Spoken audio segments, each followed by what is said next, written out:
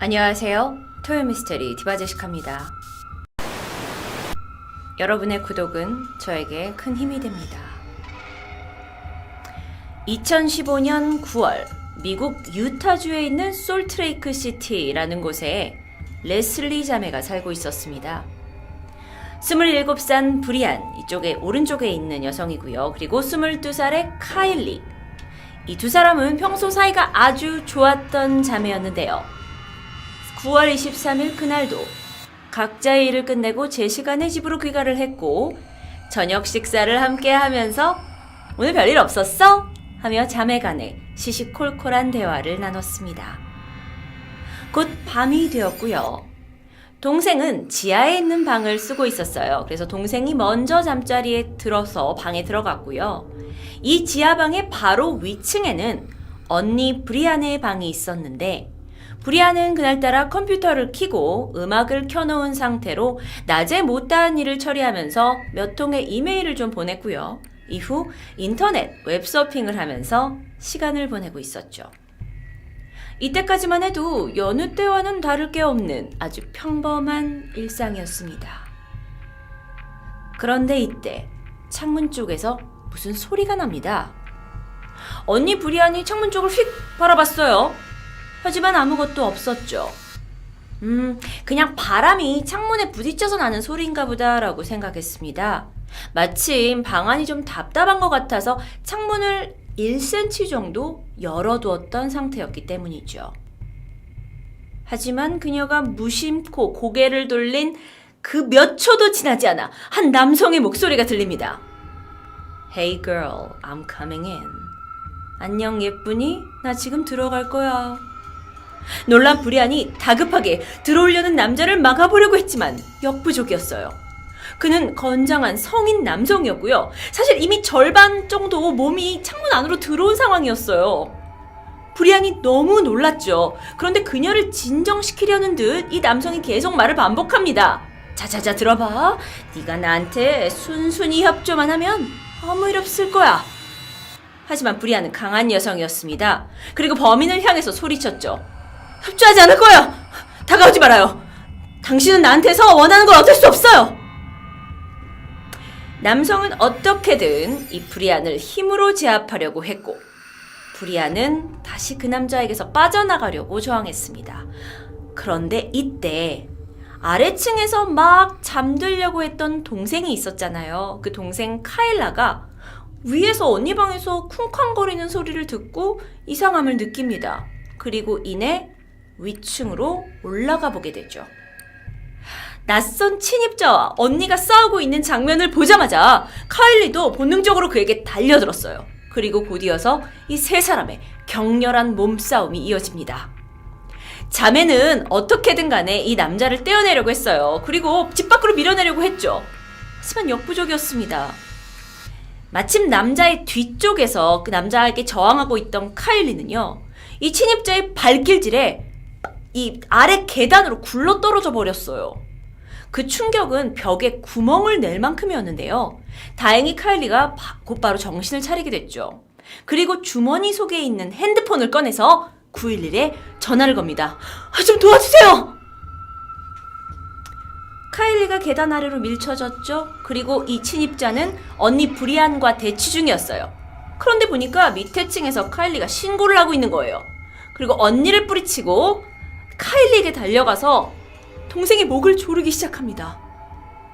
이 남성의 거친 제압에 두 자매는 계속해서 저항했어요. 그러니까 동생을 목 조르면 언니가 와서 때려고 하고 또 언니를 붙잡으면 동생이 가서 싸우고요. 그래서 결국에 이 자매는요, 이 남성을 지하 세탁실까지 몰아붙이는데 성공합니다. 근데 여기서 끝이 아니었어요. 남성은요, 근처에 있던 쇠막대기를 줍게 됩니다. 그리고 동생 카일리를 마구 두들겨 패기 시작했어요. 그래서 구타를 막 당하고 있었죠. 그래서 브리안이 말리려고 했는데 언니의 눈에 딱 들어온 게 있어요. 침입자 남성의 품 안에 있던 칼이었습니다. 그리고 동생을 향해서 소리쳤죠. 카일리! 피해야 돼! 그 칼을 가지고 있어! 그런데 이때 동생은요. 더욱더 강하게 저항했어요. 칼을 가지고 있는 침입자에게 반항하지 않는다면 어쩌면 언니와 동생 둘 다 죽을 수도 있다라는 생각 때문이었죠. 정말 모든 힘을 쏟아서 이 남성을 저지하려 했지만 건장한 40대 남성을 두 자매가 쉽게 이길 수는 없었습니다. 한편 침입자는요, 카일리보다 좀 더 저항이 덜 했던 언니를 붙잡게 됩니다. 언니를요. 그리고 브리안은 손과 팔을 그 침입자에게 다 잡혀가지고 더 이상 움직일 수 없는 상태가 됐어요. 그런데 이때 침입자가 품 안에서 칼을 꺼냅니다. 그리고 목에 날카로운 칼날을 갖다 대죠. 가쁜 숨을 내쉬면서 브리안의 귓가에다가 속삭여요. 저항해도 소용없어. 난 널 죽일 거야. 그리고 그 다음은 네 동생이 되겠지. 브리안의 눈앞이 캄캄해졌습니다. 이대로 있다가는 자신의 목숨뿐만 아니라 동생까지도 위험한 상황이에요. 자, 이때 브리안 언니는요, 나는 어떻게 되어도 괜찮다라고 생각했고 동생 카일리를 향해서 소리칩니다. 카일리야, 너 어서 나가! 사람들한테 도와달라고 소리쳐야 돼! 이 말에 일단 붙잡혀 있는 언니를 두고 카일리가 집 밖으로 도망가기로 해요. 근데 이때 남성은 이 소리를 듣고 이 침입자는 잡고 있던 칼로 브리안을 찌르게 됩니다. 브리안의 배 쪽을 계속해서 가격했어요. 3번, 4번, 5번, 6번까지. 브리안은 칼이 몸에 들어오는 걸 느끼면서 점점 몸에서 힘이 빠지게 됩니다. 하지만 이 사람을 붙잡고 있지 않으면 지금 도망가고 있는 동생을 또 붙잡으러 갈 거기 때문에 어쨌든 이 사람 옆에 붙어 있었죠. 하지만 점점 정신이 흐려져 갔고요. 그나마 여동생이 무사히 집 밖으로 빠져나가는 본 순간 이제는 내 동생은 살 수 있겠다라는 생각을 하게 됩니다. 그런데 이때 갑자기 한 남성의 목소리가 들립니다. 집 밖으로 뛰어나갔던 카일리가 도움을 요청했잖아요. 그래서 울부짖는 소리에 많은 사람들이 911에 전화를 했고 드디어 경찰관 벤이 도착한 겁니다. 벤은요, 범인에게 총을 겨누면서 칼을 버리라고 외쳐요. 하지만 남성은 칼을 놓지 않았고 계속해서 브리안을 공격하려고 합니다. 칼 버려! 버려! 버려! 이렇게 3번 외침이 울렸지만 범인이 저항을 해서 결국 벤 경관은 총을 발포하게 되죠. 남성은 곧바로 쓰러졌고요. 브리안은 비로소 이 끔찍한 밤이 끝났음을 깨닫게 됩니다. 이 사건은 실제 있었던 사건입니다. 그날 밤 브리안과 카일리 자매를 덮치려고 했던 괴한은 48세의 로버트 버거라는 사람이었는데요. 15년간의 수감 생활을 끝내고 출소한 지 단 8일밖에 되지 않은 남성이었죠. 로버트는 지난 30년 동안 강도, 납치 이런 범죄의 굴레에서 지속적으로 감옥을 드나들던 아주 잔혹하고 악질적인 사람이었습니다. 심지어는요, 브리안의 집에 침입하기 바로 몇 분 전에 이 집에서 몇 블럭 떨어진 그 집에 2살짜리 어린 소녀의 침실로 들어가려고 했던 정황도 밝혀집니다. 다행히 그 집에 있던 남성에게 발각이 돼서 도망 나왔고 그 사건은 이미 경찰한테 신고가 된 상황이었어요. 그런데 문제는 그가 여기서 멈추지 않았고 너무도 대담하게도 또 다른 범죄를 위해서 이웃 근처를 어슬렁거리다가 마침 보이는 브리안의 집 창문이 1cm가 열려있다라는 것을 보고 집에 침입을 해서 습격하려고 했던 것입니다. 범인 로버트 버거는 경찰의 총에 맞아 그 자리에서 사망했고요. 브리안은 병원으로 옮겨졌어요. 이게 실제 사진인데요.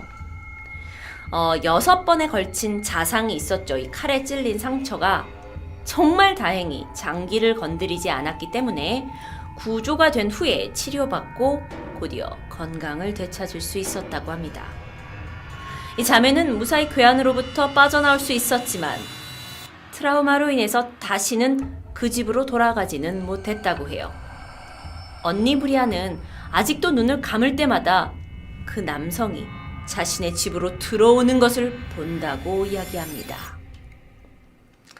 이 두 자매의 이야기를 들으면서 더욱더 섬뜩했던 이유가 있었을 거예요. 왜냐하면 이 사건이 어쩌면 나에게도 일어날 법한 그런 사건이기 때문입니다. 여러분이라면 어떻게 대처할 수 있었을까요? 특히나 여성 2명이 단둘이 있는 집에 누군가 침입을 한다면 과연 이들 자매처럼 거세게 저항하고 싸울 수 있었을까요? 다가오는 1월 24일, 브리안과 카일리 자매 이야기처럼 가장 편안하고 안전하다고 생각하는 자신의 집에 어느 날 갑자기 들이닥친 괴한으로부터 끔찍한 일을 겪는 두 자매의 이야기를 다룬 영화 베스와 베라가 개봉합니다. 영화에서는요, 이 사고가 난 이후에 언니 베스는 다행히 그날의 사건을 이제 극복을 하고 자전적으로 소설을 써가지고 성공한 삶을 살게 돼요. 하지만 동생 베라 같은 경우에는요, 그날의 공포에 완전 트라우마에 사로잡혀가지고 괴로워했죠. 그러던 어느 날 돌아와 달라고 말하는 동생의 전화를 받고 옛집으로 갔는데 여기서 또다시 겪게 되는 충격적인 사건을 그린 영화입니다. 시체스 국제영화제, 제라름의 국제 판타스틱 영화제, 전주 국제영화제 같은 유명한 영화제에 초청이 되어서 이미 작품성을 인정받았다고 합니다. 베스와 베라를 연출한 감독은 마터스 천국의 눈을 연출했던 파스칼 로지에로 전작에서 굉장히 긴장감 넘치고 아주 날카로운 연출력을 보여줬는데요. 이번 베스와 베라 영화에서도 그런 신선하고 짜임새 있는 스토리 그리고 새로운 시도를 했다고 하니 기대해 볼 만하겠죠. 그렇다면 예고편 감상하시겠습니다. Patrick.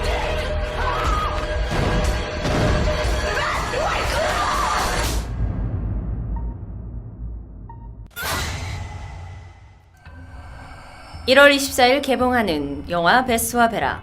절대 혼자 볼 수 없을 것 같은데요. 토요 미스테리 광고와 함께한 디바제시카였습니다.